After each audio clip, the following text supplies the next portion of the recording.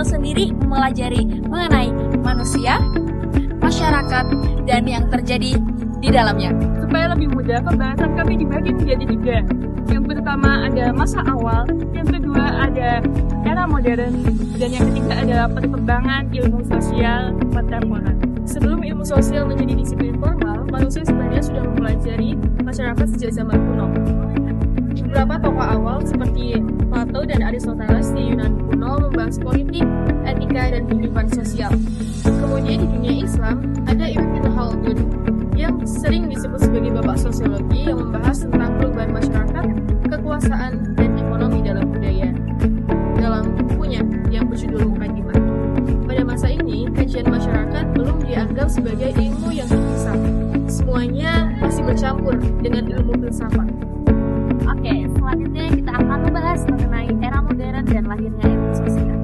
Ilmu sosial baru lahir secara resmi pada abad ke-18 dan 19. Ada 2 peristiwa besar yang memicu perkembangannya.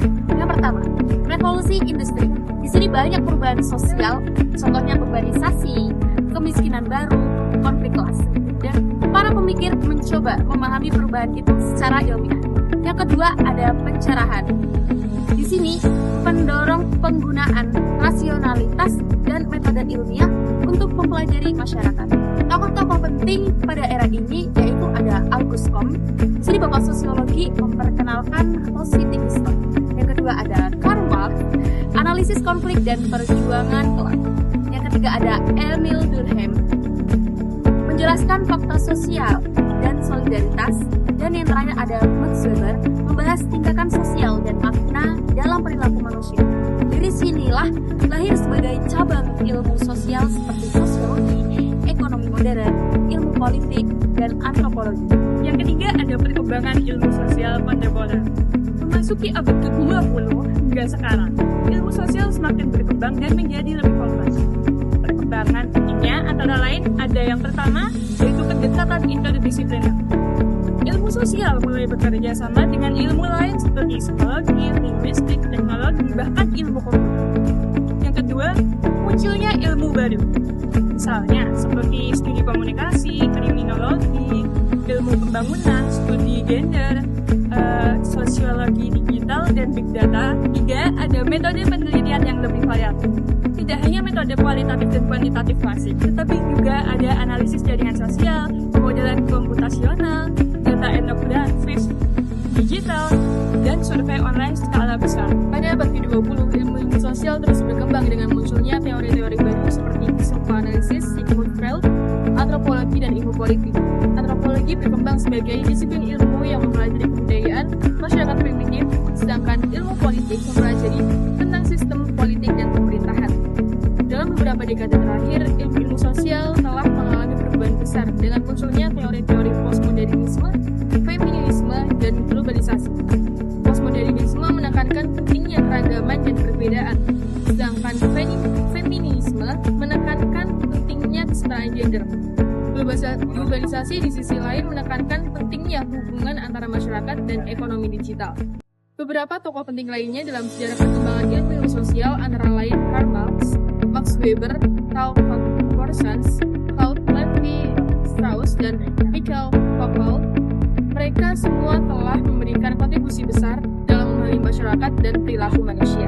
Sejarah perkembangan ilmu sosial adalah sebuah perjalanan panjang dan kompleks yang melibatkan kontribusi berbagai disiplin ilmu dan pemikir. Ilmu sosial terus berkembang dan berubah, dan akan terus mengalami sebuah disiplin ilmu yang penting dalam memahami masyarakat dan perilaku manusia. Di Indonesia, perkembangan ilmu sosial menurut Medsika Z, sejarah perkembangan ilmu sosial dapat dibagi menjadi 3 fase, yaitu fase embrionik, sejak era kolonial, fase perkembangan 1950 hingga Orde Baru, dan fase kontemporer. Fase embrionik bahasa ini sering disebut sebagai ideologi atau ilmu sosial kolonial. Sebab ilmu-ilmu sosial yang berkembang saat itu lebih condong pada kepentingan penjajah, terutama untuk membantu pemerintah Hindia Belanda dalam menjalankan administrasi dan kebijakan pemerintahannya. Fase perkembangan ilmu sosial pada masa ideologi lebih bersifat Eurocentris. Maka tahun 1950 dan 1960-an menjadi titik balik perkembangan ilmu sosial di Indonesia. Mengantar perkembangan ilmu sosial maksudnya, yang lebih berorientasi ke Amerika Serikat. Titik perang dingin yang terjadi setelah itu. Perang Dunia Kedua membuat negara adidaya berusaha untuk mengarahkan pengaruh mereka. Yang ketiga, yaitu pada fase kontemporer. Pada tahun 1970-an hingga 1980-an, semakin banyak ilmuwan dari lulusan ilmu sosial dari berbagai dunia, titik kelompatan besar ilmu sosial di Indonesia. Ini berpengaruh pada perkembangan ilmu sosial di Indonesia.